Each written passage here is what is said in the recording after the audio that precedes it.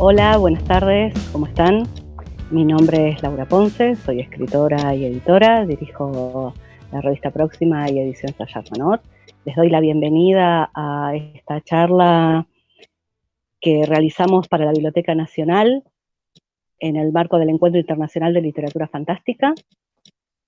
Hablaremos de nuevas narrativas en Latinoamérica, ciencia ficción, New Weird, narrativa de lo extraño y lo insólito, y el reencantamiento del mundo. Les doy la bienvenida a quienes nos están viendo y a quienes me acompañan en esta mesa de lujo. Cecilia Eudave, Teresa P. Mira de Echeverría y probablemente se nos unirá Luis Carlos Barragán. Paso a presentarles a estas personas fantásticas. Cecilia Eudave, nacida en Guadalajara, México, es narradora y ensayista. Algunos de sus libros son Registro de lo Imposible, Bestiaria Vida, con la que ganó el premio de novela Juan García Ponce, Técnicamente Humanos y otras historias extraviadas, Para viajeros improbables, En primera persona, Aislados y Microlapsos. Escribe también cuentos infantiles con títulos como Papá Oso y Bobot, y novelas para jóvenes, destacando la saga de la doctora Julia Dent, Detective de lo Paranormal. Ha sido traducida a varios idiomas y participado en diversas antologías y revistas tanto en su país como en el extranjero. En 2016 se le otorgó la Cátedra América Latina en Toulouse, Francia. Teresa P. Mira de Echeverría es escritora de ciencia ficción y doctora en filosofía. Entre sus libros figura 10 variaciones sobre el amor, publicada en Argentina en 2015 y en España en 2017. Memory, publicada en Estados Unidos en 2015. El tren, en España en 2016. Lusus Naturae, en España en 2016. El Señor de la Lluvia, coescrita con Facundo Córdoba en España en 2017. Antumbra, Umbra y Penumbra, en España en 2018, Madrugada, en España en 2019, y El Terror Verde, Colombia, 2020. Sus cuentos han aparecido en diversas revistas y en más de 20 antologías internacionales. También publica artículos y ensayos en medios especializados. Fue ganadora del Premio Ignotus 2019 en la categoría Mejor Artículo por New Weird, Otra Realidad es Posible. Finalista del Premio Domingo Santos en el 2019, finalista del Premio Ignotus en el 2013, en la categoría de Mejor Cuento por Memoria, y ganadora de la convocatoria Alucinadas en el 2014 por la Terpsicore, entre otros premios. Así que bueno, les doy la bienvenida, estoy contentísima de poder compartir esta mesa con ustedes. En principio el tema que nos ocupa y del que me gustaría charlar es cómo han construido cada una de ustedes su imaginario. Y son imaginarios muy particulares, y el modo en que se han apropiado de las formas del fantástico para hacerlas suyas, para trabajarlas de determinada manera y para que les sirvieran de herramienta para contar las historias que querían contar. Así que bueno, quisiera que nos compartieran cómo se construyeron esos imaginarios. Si les parece bien, mantenemos un orden. Invito primero a hablar a Teresa. Primero que nada, muchas gracias a Laura por la invitación y a la Biblioteca Nacional. Y bueno, es un placer. Y también un tema, diríamos, interesante, un tema difícil, que es para mí, diríamos, hacer consciente algo que en el fondo se trabaja de manera más bien inconsciente, aunque el trabajo del filósofo sea más trabajar justamente eso, ¿no? Volver consciente esas cuestiones. Creo que el imaginario personal es una suma, diríamos, de un sistema, diríamos, universal, un sistema que es humano de por sí, o sea, una cuestión de recoger símbolos desde el punto de vista humano, una cuestión cultural, un entorno cultural al que pertenecemos, y obviamente de perogrullo, ya sé, pero nuestras experiencias de vida. En mi caso, yo creo que procedí al revés, o sea, en lugar de comenzar con experiencias de vida, comencé con cuestiones más universales y luego fui acercándome más a cuestiones que tenían que ver con mi propia experiencia. Si tuviera que decir, a ver, cuáles serían los puntos fundamentales de mi imaginario. Yo diría que la cuestión es la ruptura y el cambio. No es nada nuevo ni nada del otro mundo, pero la necesidad de romper un sistema y de justamente quitar la idea de la naturalidad de los hechos humanos y volverlos justamente hechos socioculturales y sociopolíticos. Entonces, siempre encuentro que aparece la idea de lo periférico, lo otro, y una suerte como de camino hacia afuera y luego de retorno, ¿no? Una suerte de dispersión, de búsqueda de sentido y de retorno. La dispersión suele tener que ver con esto de lo otro, de buscar lo otro, pero no lo otro simplemente en un sentido dialéctico, sino también uno mismo como otro. La búsqueda de sentido pasaría, en mi caso particular, por algo que Laura conoce muy bien, porque ella me publicó mi primer libro, que justamente trata sobre eso, y es el amor. Ese es el tema. Y yo creo que uso ese tema, en el mejor sentido de la palabra, como búsqueda de sentido, como manera de otorgar sentido.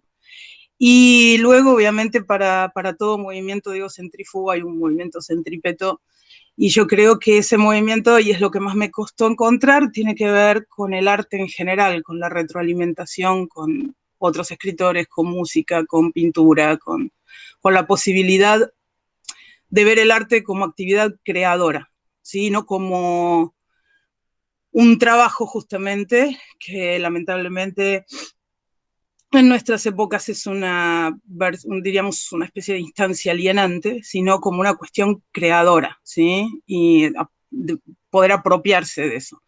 Y finalmente, lo que incorporé últimamente, que es lo que obviamente creo que es la sombra que todos tenemos, a lo que le huimos y finalmente un día lo enfrentamos, el miedo. El miedo como una suerte de antagonista y motor, ¿no? Y yo creo que mis cuentos, mis novelas, trabajan de esa manera. Diríamos, con ese tipo de imaginario. Por eso a mí me interesa tanto no solo la ciencia ficción, sino el subgénero de la fantasía urbana o el New Weird o ese tipo, diríamos, de versión en la cual yo puedo trabajar todos esos aspectos, lo periférico, lo otro, lo no sistemático, lo político, el amor, lo alterno, en mi caso lo queer, no solamente por el tema, sino por identidad, como no binario. Entonces, todo ese tipo de cosas, creo, se terminan amalgamando en esta especie de bosque de símbolos en el que es fácil perderse, diríamos, y quizá por eso el hilo conductor siempre ha sido el amor en todas sus formas, ¿no? Y en su más amplio sentido.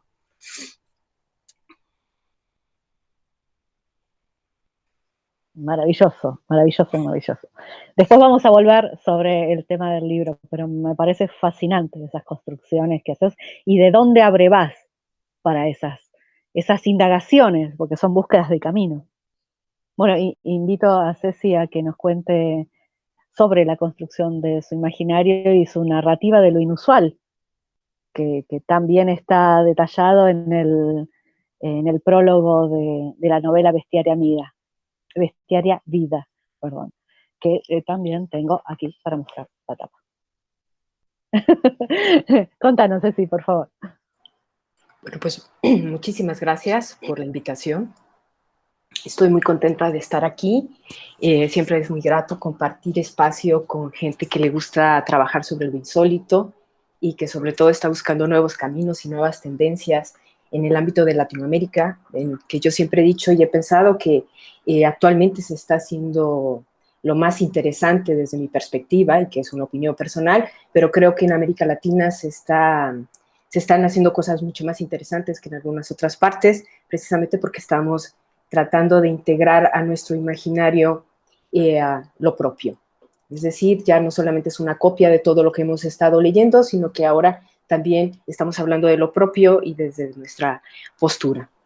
Y bueno, efectivamente, yo soy una escritora más encaminada hacia lo fantástico y todas sus modalidades, es decir, que también yo me sitúo en una especie de literatura de umbrales, fundamentalmente, y que actualmente, después de haber recorrido el fantástico tradicional, mis primeros libros, después el neofantástico, hasta llegar a la hibridez genérica, ahora que ya no hay un texto totalmente que se pudiera decir pertenece al fantástico puro o es ciencia ficción dura, sino que hay una hibridez constante y que creo que es lo que marca las primeras 2 décadas de este siglo XXI. Pues últimamente mi tratamiento sobre lo insólito es bajo la modalidad de lo inusual, como bien lo has mencionado, Laura. Esta es una propuesta, digamos, reciente de la doctora Carmen Alemán Ibay, esta catedrática española, que empezó a trabajar literatura de lo insólito, sobre todo en mujeres, y descubrió que principalmente es algo que atañe a las mujeres, es decir, desde la perspectiva de la narrativa de mujeres. No quiere decir que no existan hombres que también tengan algunas incidencias, pero que curiosamente incide más en las mujeres. Ella dice que se trata de una modalidad discursiva, o bien una variante de lo fantástico. Esto es importante, ¿no?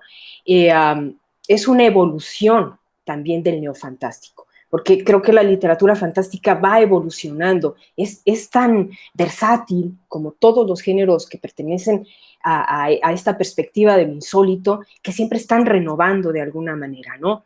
Entonces, dice que se trata más de un tipo de discurso, no es un género, porque ya los géneros están ahí, y insisto, es una modalidad, es una variante para hablar de lo fantástico. Entonces, lo inusual, ella dice que es una forma de ficción en la que priman los hechos que transcurren en el plano onírico y delirante, ¿no? Entonces, es también ahora una postura interesante de descubrir que hay muchas otras maneras de validar lo fantástico, que estamos, como ella insiste, en un tipo de hibridismo discursivo también, en el que la literatura se ubica en donde yo mejor me siento, ¿no? En los umbrales. Es decir, que ya no es solamente una perspectiva, ya no tenemos que determinarla de esta manera, sino que el lector participa más en ella. Entonces, por eso yo creo que como lo he mencionado con anterioridad, Laura, y tú lo sabes, yo siempre digo que mi literatura es de umbrales y que mi escritura se sitúa precisamente en el umbral entre lo real y lo insólito. Esto me da una posibilidad única. Y aquí quisiera tomar un poco lo que decía Todorov, que todo el mundo conoce a Todorov de alguna manera, cuando él decía que se hablaba de esta vacilación que tenía el lector cuando leía un texto, pero que al final era el mismo autor el que decía si estaba ante un hecho real, posible, o ante algo totalmente insólito. Bueno, pues en la modalidad de lo inusual, que por eso me encanta tanto, y creo que no solamente lo hago yo, sino lo hacen muchas escritoras que se están descubriendo día a día, es que estamos leyendo perfectamente un texto en el que el lector todo el tiempo no sabe si eso puede ser real o no, o es insólito, qué está sucediendo, pero al final el autor no decide si eso es real o no. Es el lector el que va, vamos a decir, el que va a decidir de qué lado de la balanza quiere situarse. Entonces esto ya es una cuestión posmoderna, pero que ya está estableciendo otras bases para lo que continúa, para lo que sigue. Entonces creo que sí, que lo inusual es una modalidad de síntesis, si hablamos dialécticamente, ¿no? Porque el sentido dialéctico ha marcado al siglo XX y es obvio que también marca el principio del siglo XXI, pero creo que nos ofrece la posibilidad de quedarnos en el vilo de la realidad o de lo insólito, o permitir la oscilación, que es lo que más me gusta, de este péndulo que va y viene entre realidades. Entonces, yo creo que esto nos permite ampliar más y también ser más empáticos con aquellas personas que todavía siguen anclados en esta, la jerarquía de la literatura realista, ¿no? Porque ya ven en estas nuevas propuestas una posibilidad de acceder desde la cerrazón, vamos a decir, que no es culpa del lector, sino de lo que se le ofrece, porque es hasta ahora que hay una validación por estos tiempos tan curiosos y tan revueltos, pero que ya estos géneros han venido ganando terreno, de que siempre han estado ahí, que no son literatura de segunda, que no son subgéneros, que son géneros hechos y derechos, ¿no? Entonces yo siempre estoy en ya no en la reivindicación, sino ni en la validación, porque ya están ahí. Tenemos que hablar de la visibilización. Solamente nos falta visibilizarnos porque todo lo demás lo tenemos. Y un poco para terminar, en relación también con los temas que yo manejo, a mí me gustan los temas de la familia. La familia es fundamental en mi obra, la pareja, la ruptura de la realidad pactada también, el escribir y denunciar las patologías sociales, es decir, la violencia de género, o sea, la poca apertura y aceptación para nuevas sexualidades, lo intrafamiliar también, esa violencia intrafamiliar, la descalificación de las mujeres, pero también de otros grupos periféricos. Entonces, de alguna forma trato de conjugar todos estos elementos en mi obra y llevarlos al lector, ahora ya desde una perspectiva o desde una modalidad de lo inusual. Magnífico, magnífico. Y pensaba, lo digo otra vez por si hay un poquito de delay, me encantó lo que dijiste y pensaba en cuanto al tema este de la visibilización. Hace unos días estuve también charlando en otra mesa con algunas de las chicas que organizaron la Mexicona. Estaba hablando con Gabriela Damián y Livia Brenda y charlábamos en una mesa con otras escritoras que bueno, ya es el momento de parar de tratar de explicar qué es la ciencia ficción o qué es el género fantástico o si tienen valor o si no son géneros escapistas, o sea, ya estamos más allá de eso, ahora es el momento de visibilizarlo, visibilizar el trabajo y la cantidad de producción de escritoras que hay en este momento. Como vos decís, Ceci, pienso que también hay como hay una posibilidad de mirada, una cosa que está principalmente en la escritura de mujeres en este momento, y que me hace pensar también mucho en lo que está recogido acá, en esta antología tan hermosa que tengo el gusto de compartir con vos y con otras escritoras latinoamericanas también maravillosas. Y quería preguntarles acerca de eso también, acerca de, bueno, también creo, como estás diciendo, Cecilia, que hay algo particular en estas nuevas formas discursivas, o incluso formas genéricas, porque en lo inusual serían unas formas discursivas, pero también pensaba en el New Weird o en otras formas del fantástico, que ya serían más como subgéneros o formas genéricas. ¿Por qué nos están resultando mejores herramientas para interpelar la realidad?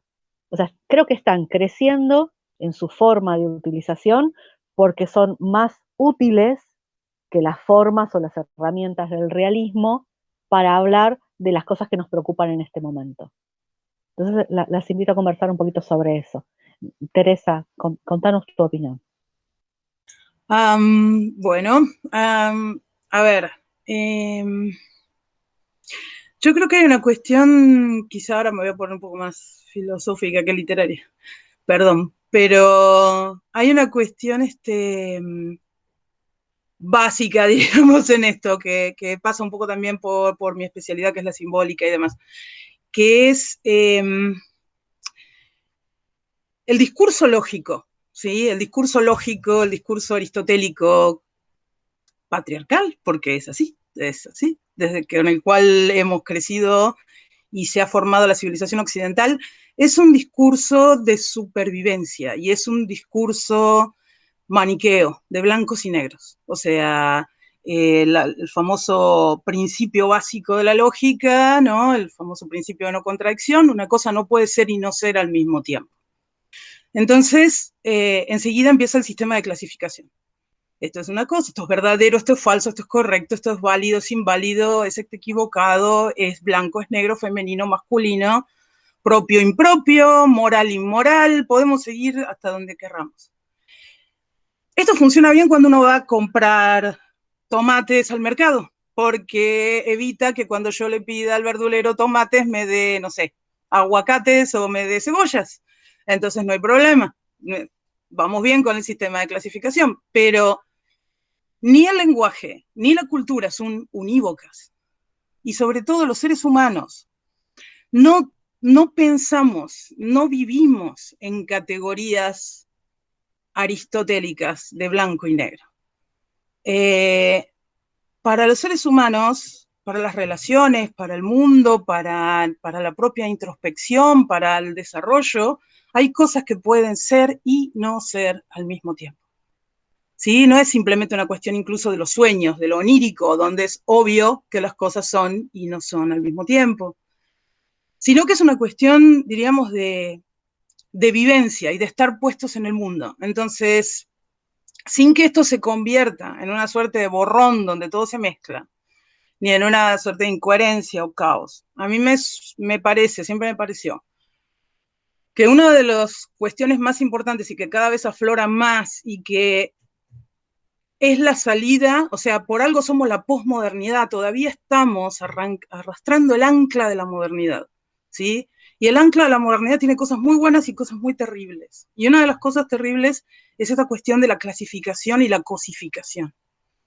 Entonces, si yo soy capaz, si nosotros somos capaces de romper una clasificación de tipo blanco-negro, bueno-malo, ¿sí? Maniquea en su aspecto, diríamos, no religioso, sino en su aspecto, diríamos, de uso común, lo que podríamos hacer es justamente manifestar más la esencia de los seres humanos. O sea, la idea de, por ejemplo, que existan géneros, o existamos géneros no binarios, es una idea que todavía cuesta mucho verlo. ¿Por qué? Porque todavía estamos calificados las cosas en sistemas dobles, en sistemas binarios.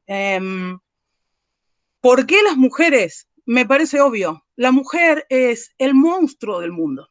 O sea, si queremos buscar cuál es el gran otro de la civilización y cuál es el monstruo de la historia, es la mujer. La mujer es siempre lo terrible, la bruja, la madre atroz, la vagina dentada, la productora de monstruos. O sea, uno piensa en las mitologías originarias, ¿no? Y en las mitologías, por ejemplo, europeas. Y cuando Gea, ¿no? La Tierra, crea de dos maneras. Unida a Urano, crea seres casi humanos, bien estilizados, son los olímpicos, o sea, son los dioses olímpicos. Pero cuando ella crea sola, ¿no? Igual que Tiamat en Babilonia, o la Pachamama, o quien sea, cuando crean solas, las potencias femeninas engendran monstruos, ¿no? Me hace acordar la famosa frase de Goya, ¿no? La razón cuando duerme engendra monstruos. Bueno, es que lo que viene, lo que hace falta, y vuelvo a citar a otra mujer, es la loca de la casa, es la imaginación. La imaginación no se comporta aristotélicamente, no le importa lo aristotélico. Entonces, ¿esto es ciencia ficción o es fantasía? ¿Qué me importa? Es los dos, es todo, es mezclen. A mí me encanta el cóctel, esta es la idea. O sea, la idea justamente es, los seres humanos no podemos, es como ¿vieron esas charlas en las que dos personas están hablando de algo significativo y una de las dos pierde la paciencia y dice, bueno, pero ¿me querés sí o no? Y la otra persona se queda congelada como diciendo, es más complejo que eso. No es sí o no, es una cosa completamente compleja. Es sí y no. Y si pudiera inventaría unas palabras en el medio. Y yo creo que esto es lo que está pasando con la narrativa y con todo, o sea, es la posibilidad de la ruptura de lo binario. Y lo binario, en simbolismo, es algo eminentemente masculino. No digo de varones, digo simbólicamente masculino. Lo femenino suele llamarse, y me parece una palabra interesante, místico, no en el sentido religioso, sino en el sentido de lo unitivo. Cuando uno encuentra símbolos femeninos, lo que lo masculino opone, lo femenino une, ¿no? Cuando el sol sale es de día, cuando el sol se va es de noche. pero la luna está de día y está de noche, y aparece y desaparece, y vive y muere, y nace y renace. Y luego están los grises, que ya ni siquiera son confluencias de opuestos, son mixturas. Eso es lo místico. Entonces a mí me parece que es el terreno propio de lo femenino, justamente, escaparle a las falsas dicotomías y encontrar las terceras salidas, y las cuartas y las quintas, o sea, romper con esa cuestión de entre la espada y la pared, o entre A y B. No, entre A y B es como entre los números, entre el 1 y el 2 hay infinita cantidad de números. Y me parece que esa es la clave de que cosas monstruosas como el New Weird, o como que en realidad ya a esta altura ni siquiera son géneros, son posturas frente a la vida, o sea, son incluso militancias frente a la vida, ¿no? Entonces, me parece que esto, pues, ¿cómo no iba a ser propio? Por fin los monstruos tenemos voz, y estamos hablando desde lo monstruoso.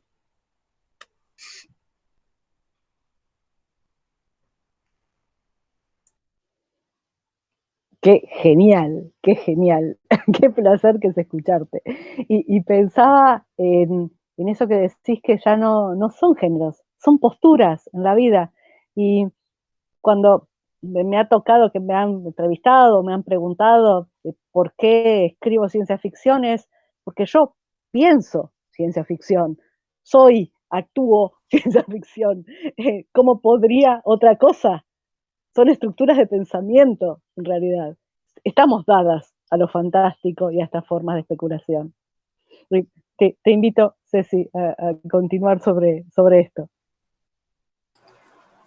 Bueno, pues sí, qué genial este recorrido tan claro y tan específico, ¿no? De estas formas heredadas de un siglo que aunque lo tenemos muy próximo, también ya nos parece cada vez más caduco y al mismo tiempo más en desuso. Y que estamos en pleno siglo XXI y que de todos modos vemos hacia adelante y vemos todavía todo aquello como un llano sobre el cual tenemos que entrar con machetes y de una manera también muy primitiva para recordar un poco que podemos plantear un nuevo futuro, pero para plantear algo nuevo también de pronto hay que destruir algo, ¿no? O sea, recobrar lo que sí es positivo, pero replantear lo que no ha sido positivo, como bien lo señalaba Teresa, y empezar a establecer otra lectura que no se base en formas de pensamiento que ya vienen establecidas desde un siglo en el que nos tocó quizá vivir desde mediados de siglo, finales de siglo, pero entre más nos vamos acercando a su final, más revuelto se vuelve todavía, ¿no? Hay menos claridad. Ahora, efectivamente estoy de acuerdo por eso yo lo decía, que ya podemos hablar como de modalidades. Es decir, y una modalidad es algo que nos viene a uso y que no nos imponen, sino que la podemos elegir. Si bien las categorizaciones van a ser difíciles de quitar, porque es una manera todavía que tiene el ser humano de manejarse, estamos en la lucha de ello, estamos en un principio.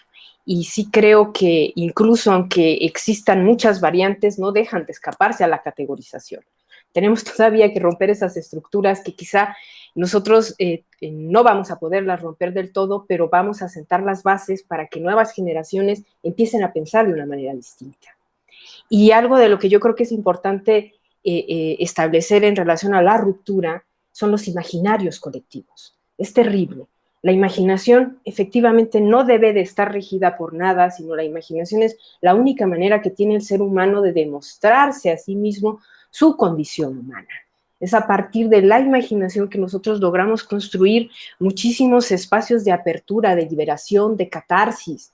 Por eso, durante mucho tiempo, todos estos géneros no miméticos, para decirlo así, sin establecer cuál es mejor uno que otro, todos están buscando precisamente una especie de catarsis, de liberación, de autoanálisis, de confrontación, que finalmente liberen todos esos miedos, todos esos monstruos que nos han también diseñado. Por eso yo hablo de que si rompemos con todos estos imaginarios, como la mujer que es la mala de la película todo el tiempo, la perversa de la historia, la desestabilizadora, la agresiva, curiosamente, cuando es activa, porque mientras cumpla su papel de pasiva, de esa idea también de haber salido de la costilla de Adán y todas estas cuestiones, también este imaginario religioso en el que estamos insertas todas y todos, creo que es cuando vamos a empezar a sanear. Tenemos que sanear nuestra imaginación. Y creo que todas estas modalidades, todos estos géneros no miméticos, es decir, lo insólito, para hablar de esto, esta perspectiva de lo insólito, nos va a permitir precisamente entregar un imaginario distinto o empezar a crear imaginarios distintos, donde no tenemos necesariamente que responder a estos discursos patriarcales ni a estas construcciones conservadoras, donde todo es prohibitivo, donde todo es malo, donde no podemos ser nosotros porque ya estamos, si estamos fuera de la norma, somos anormales, cuando yo creo que es al contrario. La normatividad en la que nos han enseñado a vivir es anormal. No todos respondemos a las mismas preferencias ni culturales, ni sociales, ni políticas, ni sexuales. O sea, tenemos un universo muy amplio porque cada individuo es un mundo y desde ahí se desprende una imaginación también muy válida. ¿Hay empatías imaginativas? Sí. Semejanzas imaginativas también, pero ninguna imaginación es igual a la otra. Y por eso es tan rica. Y entre más exacerbada sea la imaginación, más catártica de pronto también nos resulta, ¿no? Ojalá un día lleguemos a pensar que todos tenemos en nosotros todas las posibilidades, y que somos monstruos y que no lo somos, y que somos mujeres y que somos hombres, y que somos femeninos y que somos masculinos. O sea, que toda esta polaridad que bien comentaba Teresa, llega un momento en el que encuentre la armonía. Yo odio la palabra tolerancia. No debería de existir esa palabra en el diccionario. O aceptas o no aceptas. Y entonces evitaríamos esto de ser políticamente correctos. Yo creo que la imaginación no debe de ser políticamente correcta nunca. Si es políticamente correcta, deja de ser imaginación y entonces deja de permitir ese único espacio libre que le queda al ser humano en medio de una construcción tan caótica, tan neoliberal, tan de sujetos de rendimiento, insisto, y necesitamos que la gente empiece a creer en la imaginación. No solamente piense que exista, sino que crea en la imaginación, como bien lo han dicho, ¿no? Es un espacio donde todos se van a sentir cómodos, porque es el espacio propio, es el espacio de la persona, ¿sí? Sin etiquetas.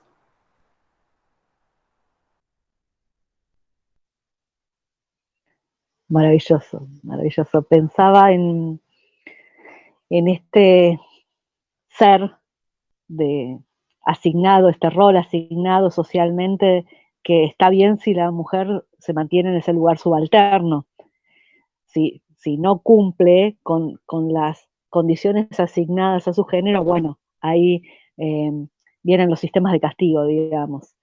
Y qué importante es poder crear colectivamente espacios en los que cada individuo pueda ser plenamente en todas sus posibilidades. Y por esto la creación de nuevos imaginarios y además el compartir estos nuevos imaginarios, porque también no es solo compartirle a otro o a otra o a otro lo que yo estoy pensando, sintiendo, imaginando, sino que eso funcione como un incentivo de que creen sus propios espacios de vuelo mental. Y creo que para eso es fundamental esto que vos decías de que ¿qué tienen estas nuevas narrativas del nuevo siglo?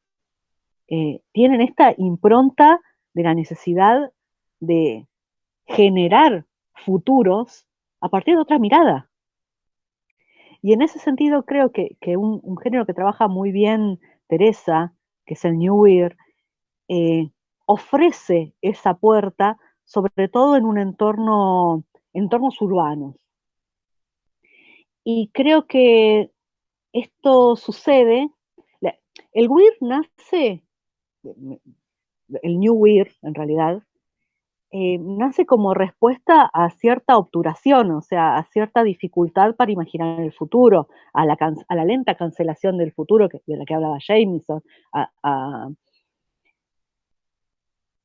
a este no poder imaginar que el capitalismo sea lo que ocupa todo el horizonte de lo pensado, por ejemplo. Entonces, como la ciencia o la ciencia ficción ya no podía brindarnos las respuestas de salida de pensar el futuro, que era el género que naturalmente pensaba el futuro, creo que el New Weird surge sobre todo con la posibilidad de buscar otras formas de encantamiento, una línea de fuga a ese futuro que es muy difícil pensar, cada vez más difícil pensar. Y te invito, Teresa, a contarnos algo sobre esto. Quizá, a ver, justo lo interesante que también hablabas vos y hablaba Cecilia, weird es extraño, o sea, justamente la palabra de trabajar con lo extraño, con lo considerado no canónico y demás, es como la base, ¿no? Es nuevo, creo, justamente porque, y relativamente nuevo, porque se contrapone con el weird clásico, el de Lovecraft y demás, que tiene que ver con, una vez más, insisto, con la idea del monstruo, pero del monstruo como lo contrapuesto y lo otro. La idea de qué tal si soy yo el monstruo aparece, diríamos aquí también como una cuestión no de lo terrible, sino de la posibilidad de la libertad, ¿no? La posibilidad de la libertad, como decía Cecilia, la libertad de la imaginación, la libertad de pensamiento me parece esencial, y la posibilidad de la libertad es quizá una de las cosas que más aterran en nuestra época a los seres humanos. Lo veo constantemente, también lo veo incluso en la práctica en las universidades y demás. En cuanto uno libera al estudiante y le da la posibilidad de que vuele solo, se aterra y pide por Dios que le den algún marco o algo que hacer. Y yo digo, ¿cómo puede ser posible? Yo era lo que soñaba cuando estudiaba, que alguien me diera ese grado de libertad, y ahora es como si quedaran aterrados, ¿no?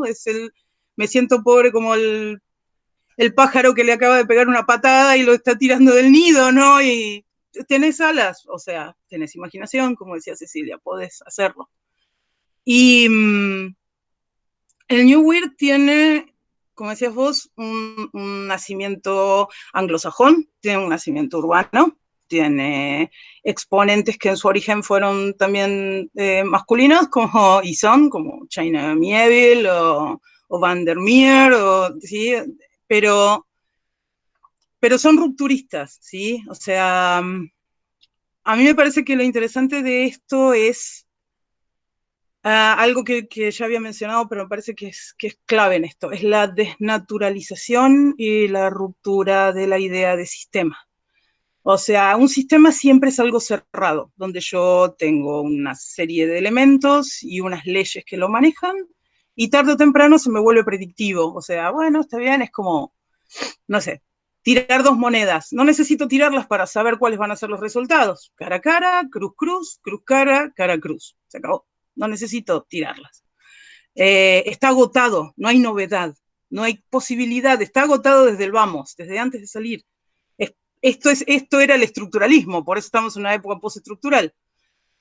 Y yo creo que una de las cuestiones principales del New Weird es esta cuestión de, que coincide con lo que decía Cecilia, la irrupción de lo extraño, de lo completamente otro, e incluso de un pensamiento que uno no está acostumbrado a ver. Hay novelas como, voy a citarla, la novela del Kraken, de China Miéville, es impresionante porque no es una de las novelas mejor consideradas de él, y sin embargo me parece una de las mejores ejemplos, porque lo que él hace es llevarte todo el libro por un sistema de pensamiento para al final, no voy a hacer un spoiler como se dice ahora, pero al final lo que hace es invertir todo el sistema de pensamiento, y uno dice, no puede ser que no me haya dado cuenta que todo podía verse desde otra perspectiva, ¿no? Es un libro que comienza con una huelga de ayudantes de magia, pero ayudantes de magia de verdad, ¿no? O sea, espíritus y seres incorpóreos y demás que están haciendo una huelga frente al Museo de Ciencias Naturales de Londres, lo cual es toda una posición, diríamos, política, ¿no? Y yo creo que esa es también una de las cuestiones importantes. Esta es una época de homogeneidad, donde se intenta que todo sea homogéneo. Justamente creo que es, y espero, es una esperanza, que es como una respuesta justamente a la ruptura de lo otro y lo distinto, es una suerte de reacción contra eso. No lo veo al revés, no veo como que lo distinto sea una reacción a lo homogéneo, sino al revés, veo a lo institucionalizado defendiéndose con uñas y dientes contra la irrupción de lo distinto. Y entonces, apelando a toda esta autoesclavitud, el rendimiento y el potencial y el mérito y toda esa cantidad de cosas que lo único que hacen es atar al ser humano. Y yo creo que en el caso del New Weird, la irrupción justamente de la ruptura del sistema. No es un sistema, esto no es una botella con un corcho. No hay una cantidad limitada de elementos. Las leyes están cambiando todo el tiempo. No son unas leyes, o sea, esto no es un sistema deductivo. Yo no voy a agarrar y a partir de unas leyes deducir todas las jugadas. Esto, y por más que no sea caótico en el sentido, diríamos, de no ordenado, es caótico en el sentido de energía, es posibilidad de posibilidades. ¿Sí? Es brindarle la posibilidad a la imaginación de ser lo más libre posible en un entorno no descontrolado, no maníaco, por así decirlo, ¿sí? En un entorno creativo. Entonces, es una posibilidad de que justamente la imaginación vuelva a ser aquella que crea posibilidades de futuro y aquella que vislumbra lo nuevo y lo diferente. En el caso del New Weird, concretamente, y rápido, es urbano porque, bueno, es el paradigma. Si bien la gran mayoría de los seres humanos no viven en las ciudades, la ciudad es el paradigma de esta época. Y es como cuando uno dice, bueno, todo el mundo tiene internet, hay miles de millones de personas que ni siquiera tienen electricidad, menos tienen internet. Pero bueno, ese es el paradigma en el que estamos en Occidente plantados y en buena parte de Oriente. En esta parte, diríamos, movida y dominante, es esencialmente urbana y es el lugar, diríamos, en este momento voy a citar a otro autor maravilloso, no binario, excelente, como Samuel Delany, que decía, lo que me gusta de las ciudades es justamente que no son un pueblo cerrado en el cual todo tiene que estar catalogado y listo, sino que tengo la posibilidad de encontrarme con algo nuevo a la vuelta de la esquina todo el tiempo. Entonces la ciudad es el ámbito perfecto para que sea una especie de galera de mago, ¿no? Y sobre todo, y acá es lo que me importa, es el lugar para transitar lo intersticial, ¿sí? El intersticio. La idea de trabajar el margen, la idea de trabajar lo fronterizo, la idea de moverme, diríamos, por ni siquiera ya entre las cañerías de la ciudad, ni siquiera ya, diríamos, por debajo del subsuelo de la ciudad, sino moverme entre las propias paredes, ¿sí? Moverme como si estuviera nadando por entre lo que supuestamente no se puede estar. Entonces, es fácil, o es mucho más sencillo poder expresar todo, como decíamos, lo que no está clasificado. Yo sé que el lenguaje es un sistema de clasificación, y sin conceptos ni siquiera podríamos estar hablando. Estaríamos, o sea, solo tendríamos que estar señalando. Pero la idea justamente, el New Weird también propone algo, que es esto que también está levantando tanta polvareda últimamente. El lenguaje también tiene que abrirse a la posibilidad del cambio, ¿sí? Entonces, alguien me pone una desinencia en E y todo el mundo salta como si los hubiéramos tirado a hacer hirviendo, ¿no? O sea, ¿cómo que todes? ¿Qué está pasando acá? El lenguaje está vivo y por primera vez estamos viendo no el resultado de la mutación, estamos en el medio de la mutación. Y no es que nunca lo hayamos estado, sino que ahora está quedando registrado. No sabemos dónde va a terminar y eso es lo maravilloso, pero ciertamente que no es algo que tenga que depender, diríamos, de un canon establecido o de una ley ya puesta. Entonces, el lenguaje mismo puede ser trabajado desde lo New Weird. Entonces lo New Weird se transforma en fantástico, metalingüístico, análisis sociológico, y como lo dijimos alguna vez en alguna reunión, pues si tiene que ver, tiene que ser político, pero justamente suele presentarse como la alternativa, diríamos, de izquierda, no porque la izquierda sea justamente algo, sino porque es lo que se opone ahora a la omnipresente derecha que lo rige todo. Pero incluso podría ser incluso algo más allá de todo eso, algo más de derechas e izquierdas, ¿no? Para algo también es la posibilidad de encontrar un tercer movimiento que no tenga que ver con esta oposición. Por eso me gustaba mucho lo de Cecilia. Lo de justamente en la dialéctica en lugar de resolverlo, mantener esa cuestión de la atención, ¿no? Y de seguir adelante. Sí. Uf, cuántas cosas.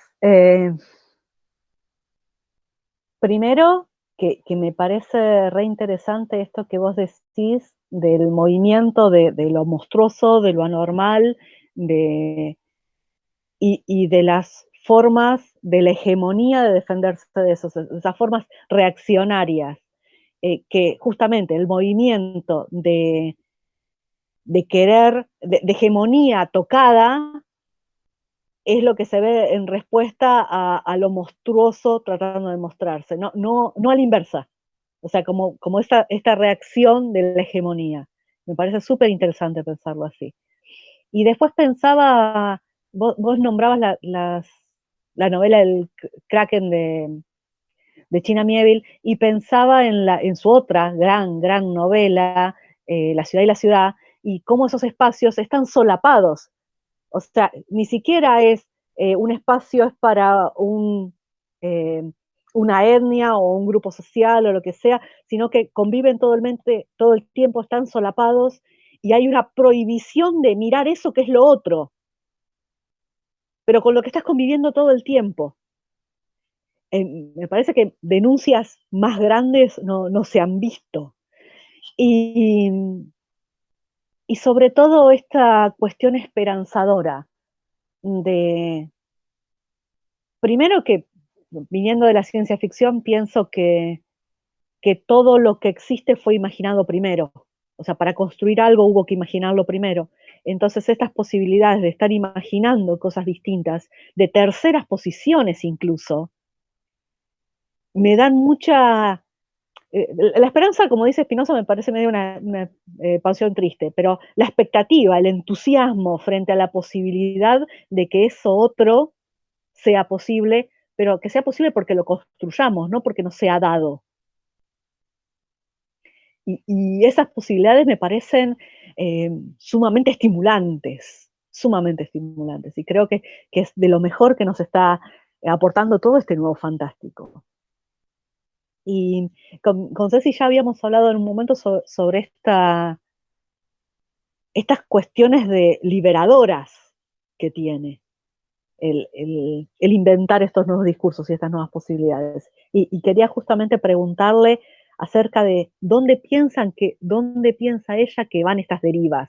Incluso por esto que decíamos, bueno, estos géneros por ahí empezaron siendo escritos en inglés o en la cultura anglosajona, pero ahora hay variantes latinoamericanas que son sumamente interesantes. Y bueno, preguntarle justamente a ella dónde piensa o dónde cree que van avanzando estas derivas. ¿Hacia dónde? Bueno, pues pregunta de largo alcance, ¿verdad? Pero me gustaría, sobre todo, para ligar un poco con lo que decía Teresa, que yo creo que la verdadera oposición ante una derecha tan recalcitrante, este pensamiento tan tan cuadriculado que venimos arrastrando desde la Ilustración y más allá quizá hasta la fecha, tiene que ver con que el gran espacio de ruptura ante esto, y por eso tan marginado, siempre ha sido la literatura no mimética, insisto. Por eso es tan marginalizada, por eso no se quiere visibilizar, por eso durante mucho tiempo ha llevado sobre la espalda la losa terrible de literaturas de evasión, de todo este tipo de cuestiones, porque finalmente es peligrosa. Es peligrosa, pero para un grupo de poder que ha sustentado que esa realidad pactada, insisto, esa realidad que no es la realidad. Por eso creo que ahora hay tantos lectores nuevos que se acercan a este tipo de literaturas, porque ya la realidad no nos alcanza. Esa realidad que nos enseñaron como realidad ya no nos alcanza, ya nos sobrepasó. Entonces yo sí creo, insisto, que los locos del sistema, las locas del sistema, los loques del sistema, si queremos decirlo así, pues son todos los que nos dedicamos a hacer este tipo de literaturas. Todos los que estamos trabajando para construir otro espacio dentro de la misma realidad. Es decir, una realidad que pueda ser mucho más sugerente, como decías, más amplia, que se diversifique y que pueda uno elegir. El problema es que nada más elegimos entre una cosa o la otra, como bien se ha dicho. Pero ¿por qué no tener un abanico mucho más amplio de elección? ¿Por qué no poder ver la realidad desde diferentes aristas? ¿Por qué no poder estar a favor o en contra de algo? Aquí no se trata de conciliar nada, porque si conciliamos, volvemos a normativizar, volvemos a normar. Pero todo cabe, todo puede caber y todos podemos tener esta capacidad de disertar, de poder discutir y de terminar de discutir y salir e irnos a tomar una cerveza. O sea, nuestra postura de pensamiento no tiene por qué entrar en conflicto con nuestra parte también emocional. O sea, somos personas pensantes, pero también somos personas emocionales. Y tenemos que aprender a vivir con estas dos instancias y más, y mucho más para no alargarme. Entonces, yo sí creo que también debemos de empezar a ver cómo nos han enseñado a imaginar desde las raíces mismas de nuestra formación cultural. A mí me gustaría, por ejemplo, hablar de cómo imagina el mexicano. Es decir, cómo imaginamos como mexicanos, cómo creamos ciencia ficción, cómo creamos fantástico, cuáles son nuestros antecedentes, porque creo que es el momento también, como bien lo decías, de que si hubo una especie de iniciación a este tipo de géneros o a este tipo de literaturas no miméticas desde países más industrializados, que pudieron llegar a ello de manera más rápida, porque obviamente tenían otro sistema cultural. Ahora nosotros también estamos viviendo un momento genial para la apertura. Entonces yo pienso en estas escritoras, por lo menos, sin hablar de Sor Juana, que ya venía también estableciendo otra lectura de la realidad, pero en pleno siglo XX, que es lo que nos tocó vivir más pleno, pienso en escritoras como Elena Garro, ¿sí?, con su maravillosa Semana de los Colores, donde utiliza también el imaginario de dos niñas, que son las que van surcando muchos de esos cuentos que están ahí, y donde puede todo parecernos onírico, real, insólito, maravilloso, y todo está ahí. Y que después desemboca en su maravillosa novela Los Recuerdos del Porvenir, que yo recomiendo muchísimo leer. Después también está como una escritora como Amparo Dávila, que ha marcado a muchas escritoras mexicanas, habla del México siniestro. Y es un México siniestro que está fundamentalmente anclado en una masculinidad dañina, pero una masculinidad dañina que no solamente afecta a las mujeres, sino también a los hombres mismos. Si uno lee la obra de Amparo Dávila, él todo el tiempo también está hablando de cómo los hombres son presos de una virilidad que tienen que defender a toda costa y que a veces no saben cómo. Ahí me recuerda un poco lo de Kafka, este cuento de los mensajeros, ¿verdad? Que tienen que ir a llevar mensajes, pero no saben a dónde. Los mensajes nunca llegan, pero ¿cuál? Tenemos que llevar mensajes. Es lo mismo que sucede con los hombres actualmente y que lo padecen y lo sufren. O sea, defendiendo una virilidad que va más allá de la masculinidad, que es otra cosa, a todo precio. Y esto incluye que matan muchas cosas, matan su imaginación, matan sus deseos sexuales, matan su sentido amoroso, matan el sentido familiar, o sea, mata todo por defender unos valores que ni siquiera, o una idea que ni siquiera acaban de entender y que se vuelve patológica. Estoy pensando también en otras escritoras, estoy pensando en Silvina Ocampo, ¿no? Para ir ahora con las argentinas. Estoy pensando en Samantha Schweblin, ahora en Mariana Enríquez, en ustedes, que están también construyendo otros imaginarios que están rompiendo desde hace tiempo. Es decir, también hay una tradición de escritores y de escritoras en cada uno de nuestros países que han ido forjando, quizá de manera lentamente. Hay una especie de colonización, eso sí me gustaría hablar, de la imaginación. Y Latinoamérica ha sido colonizado durante muchos tiempos y sistematizado a ese tipo de imaginación. Pero ahora yo sí creo que es un momento de ruptura. Y ese momento de ruptura se está viendo en las nuevas generaciones y en generaciones que han venido escribiendo desde finales del siglo XX hasta la actualidad, en la que ya dicen, es el momento de desprendernos de esta colonización literaria y empezar nosotros, no a colonizar, porque no nos interesa, creo que eso ya lo habíamos hablado, sino a validar nuestra literatura hacia el interior. Y en el momento en el que la disfrutemos, en el que ya no tengamos que verlas como periféricas, es en el momento en el que también vamos a empezar a construir desde lo propio. Y eso es algo que a mí me interesa mucho. Por eso siempre estoy hablando de literatura hecha en América Latina. Sí, pensaba, hace tiempo que estoy pensando mucho en el tema este de la colonización y sus efectos. Creo que el mayor triunfo de la colonización es convencer al colonizado de que todo lo suyo es menos bueno, menos importante, menos poderoso, todo lo suyo es menos. Entonces ya te generan como incluso esta vergüenza de ¿para qué mostrar lo tuyo si no va a llegar nunca al nivel de lo que es la cultura hegemónica, o la que te muestran todo el tiempo como lo deseable? En La Mexicana, Lidia Brenda decía esto de, bueno, pero nosotros no queremos ese tipo de éxito. Si bien, bueno, sí, a mí me encantaría que mis libros se vendieran, llegaran a la gente, tuvieran muchos lectores, pero no es el tipo de éxito que se piensa en el mundo capitalista, por ejemplo. Nosotros estamos pensando quizás en otras formas, en formas alternativas de construcción de redes, sobre todo ya, creo que como vos decís, ya superamos esta instancia de preguntarnos, ay, lo que hacemos, ¿será bueno? ¿No será bueno? ¿Valdrá la pena? ¿Vale este papel que estoy gastando en imprimirlo? Todas esas preguntas que seguro en esta mesa nos hemos hecho alguna vez.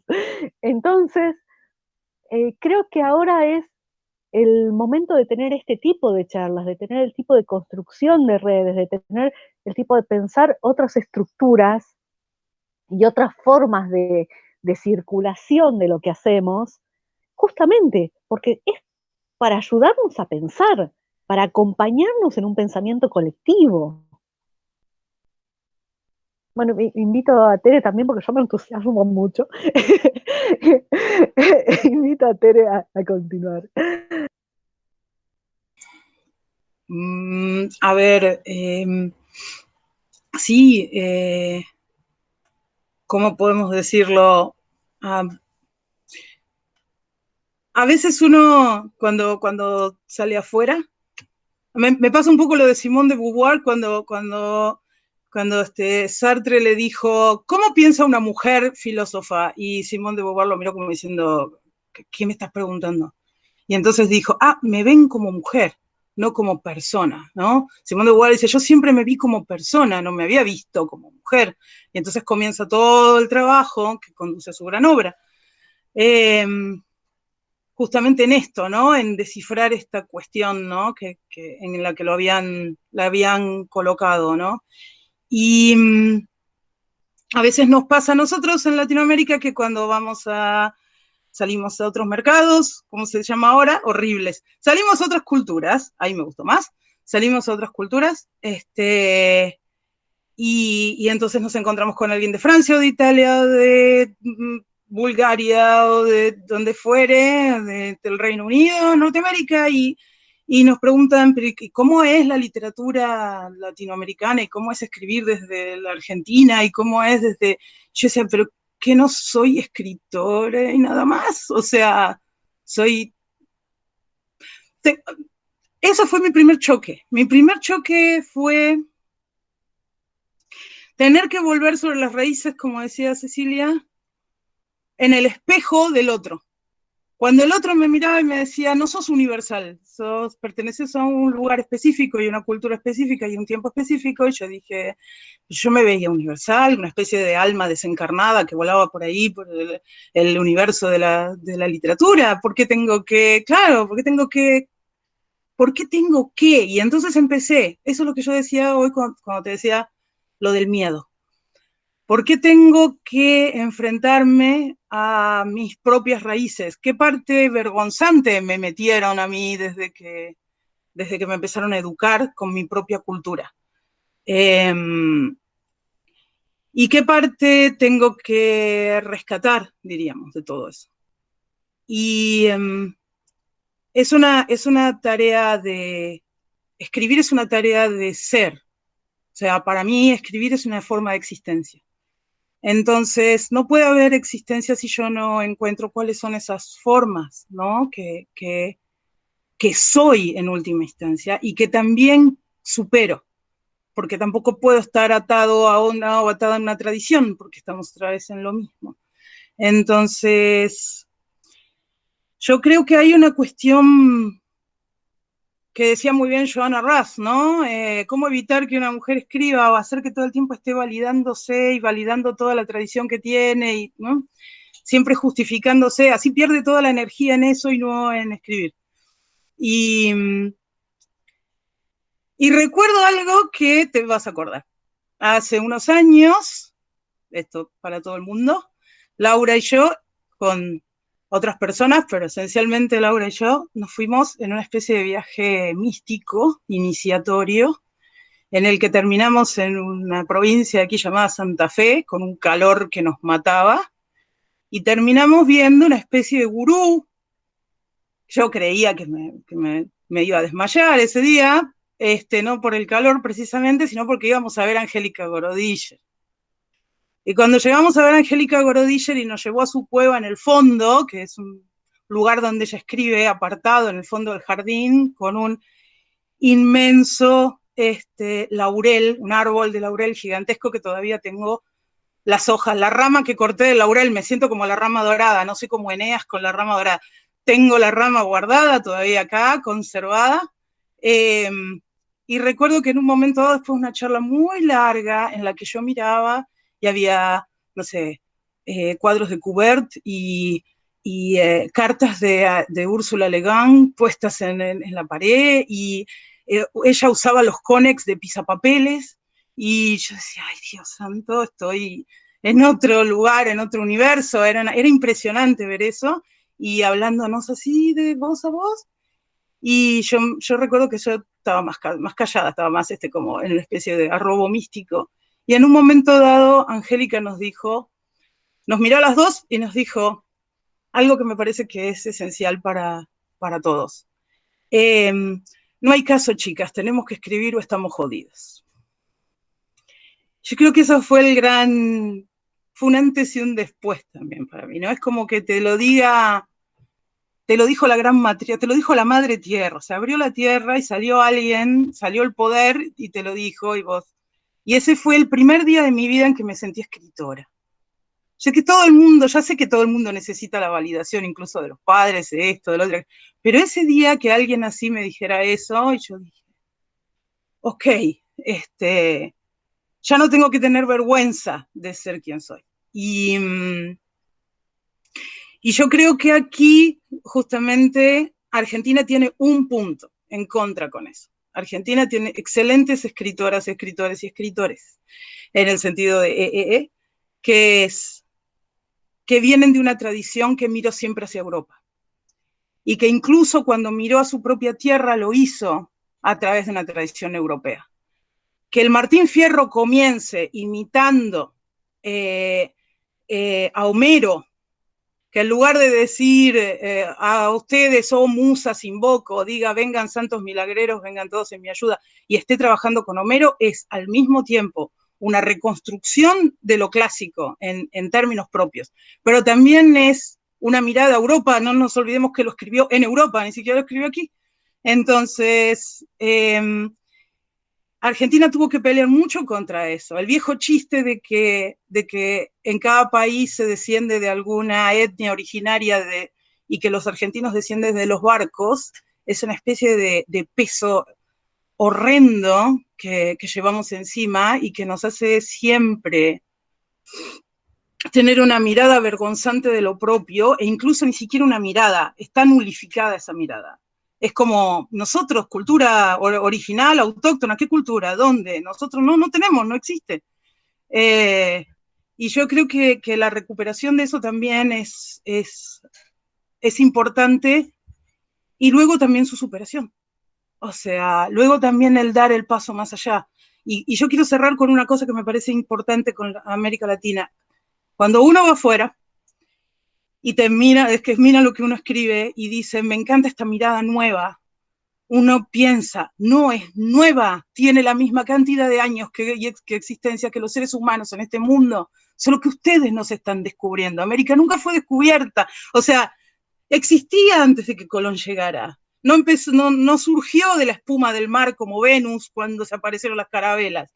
No es así, siempre, esto no es una cultura nueva, es una cultura antigua, macerada, trabajada, con ideas propias, con valoraciones propias que fueron siendo cortadas a lo largo del tiempo, colonizadas, pero no son nuevas, son antiguas en el sentido de ancestrales, son originales. Lo único nuevo es el atreverse, no atreverse a decirlo como dijo Cecilia, se han atrevido siempre. Es que por fin alguien haya empezado del otro lado a escuchar, o que gritamos lo suficientemente fuerte como para que ellos no nos puedan ignorar.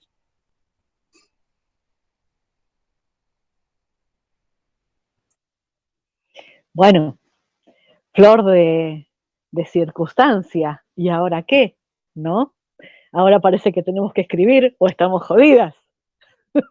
Me acuerdo de cuando cuando salimos de casa de Angélica, y yo me sentía rara, y te empecé a describir mi estado y me dice, tranquila, te está por dar un ataque de ansiedad, me dijiste, ¿te acordás? Y bueno, creo que estamos como en ese momento iniciático de descubrir todas nuestras potencias, paradas ya en un lugar que excede la niñez, casi te diría la adolescencia, paradas en un lugar, casi te diría, paradas en un lugar en el que ya estamos listas para los siguientes pasos.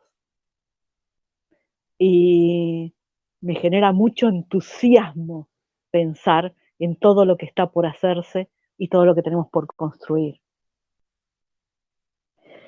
Y bueno, y lamentablemente estamos como en el borde del tiempo porque yo me charlaría con ustedes toda la tarde. Así que quiero decirles que es un placer inmenso, por fin, poder estar charlando con ustedes. Un placer inmenso. Y les pediría a ambas, primero a Ceci, si tiene algunas palabras finales, y luego a Teresa, y ya despedirnos, pero bueno, que sea el principio de muchas más charlas y conversaciones y puestas en común, que creo que nos hacen tan bien. Ceci. Bueno, pues muchísimas gracias por la invitación, un placer enorme escucharlas, una maravilla escuchar a Teresa, Laura, como siempre, es encantador platicar contigo, discutir, y y confrontar nuestros puntos de vista y al mismo tiempo ver que hay muchísimas semejanzas en ellas, pequeñas utilidades que van y vienen y que se van afinando, porque pues finalmente estamos en esta ruta y tenemos que abrir brecha de alguna forma, ¿no? Es decir, escribir, el mismo acto de escribir es un acto de rebeldía, siempre será, desde la posición de que sea, desde la que sea, porque ya el solo hecho de exponer nuestras ideas y de exponer nuestra imaginación y nuestra manera de ver la realidad ya lleva consigo no solamente un arrebato, sino también una valentía, pero al mismo tiempo un toque de identidad, necesariamente trae consigo una tradición, la queramos o no, la aceptemos o no, lleno de contradicciones. El ser humano es contradictorio y esa es su maravillosa cualidad. Entre más contradictorios, más humanos también, porque tenemos que empezar a sumar a sumar otras cosas y a desechar otras, y estamos en constante lucha, si no, no habría literatura. Es decir, todo el tiempo estamos exacerbando la realidad y eso es lo que nos interesa.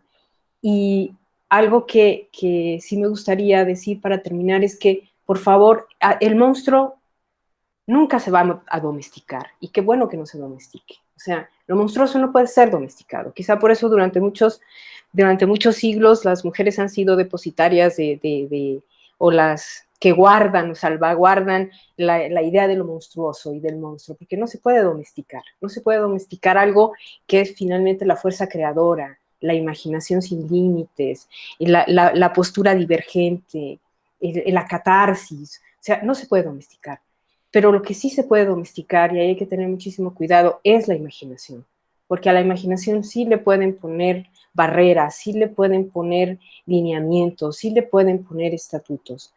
El que escribe no escribe para ver si le van a publicar y se va a ganar premios, escribe por una necesidad, escribe por un impulso, escribe porque lo necesita. Y también antes de ser escritores somos lectores, y la lectura es fundamental. Por eso yo siempre voy a abogar a que sigan existiendo las bibliotecas. Y con esto quiero agradecer que es a través de una biblioteca que estamos aquí. Y ahí es donde se guarda el gran tesoro de la imaginación de todas las culturas, de todos los pueblos, encontradas en semejanza. Es el gran discurso de la imaginación está ahí. Entonces, yo sí nada más quisiera decirle a todos los que nos están escuchando que si vamos a romper algo, o que si vamos a establecer nuevas líneas dentro de lo posible, de lo que pueda ser la novedad, porque puede ser novedad para unos y para otros no, está algo que nunca debe someterse, que es el acto imaginario, y que eso siempre nos va a salvar. Y no nada más se imagina escribiendo, se imagina de muchas formas, y eso no hay que dejarlo nunca. Muchísimas gracias a las dos, fue súper enriquecedor la conversación. Gracias. Gracias, muchas gracias a vos. Tere.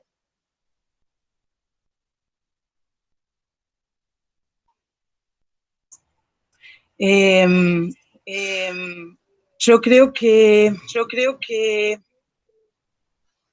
la palabra clave aquí sería justamente libertad. Y yo creo que la idea de la libertad que aterroriza y al mismo tiempo atrae, o sea, es nuestra esencia, y además es aquello a lo que más le tememos. Yo creo que el acto de escribir es un acto de libertad, como decía hoy, es un acto de ser, y necesariamente es la parte más constitutiva de los seres humanos, ¿no? Desde mi punto de vista, la vida es una enorme narración. El universo es una narración. Escribir es, en última instancia, y leer y participar de la literatura, es participar del cosmos, es participar de la universidad, de la universalidad de los seres humanos, es participar de la propia vida. el momento en el que uno comienza a narrar su propia experiencia es cuando empieza a tener sentido. Y yo creo que la idea de la literatura como forma de auto, ¿cómo lo podría decir de una manera abarcativa?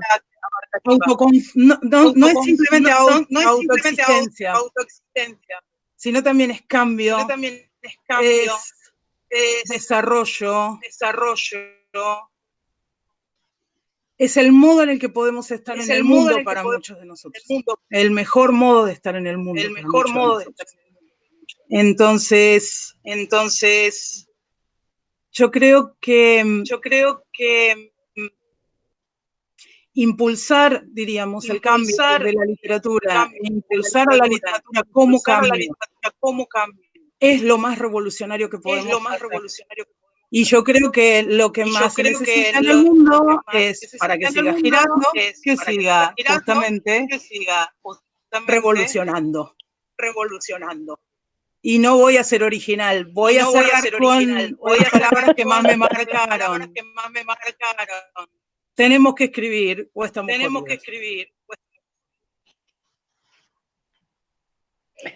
Hermoso, hermoso, hermoso, hermoso.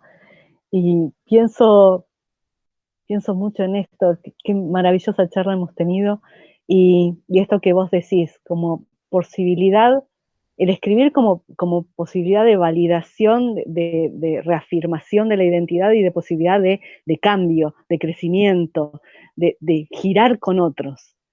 Y bueno, quisiera con eso despedirnos, como decía Ceci, con las posibilidades de la lectura, el participar de los imaginarios de otros y la posibilidad de la escritura, la posibilidad de creación nuestra como parte de proyectos colectivos en los que estamos imaginando y construyendo el futuro.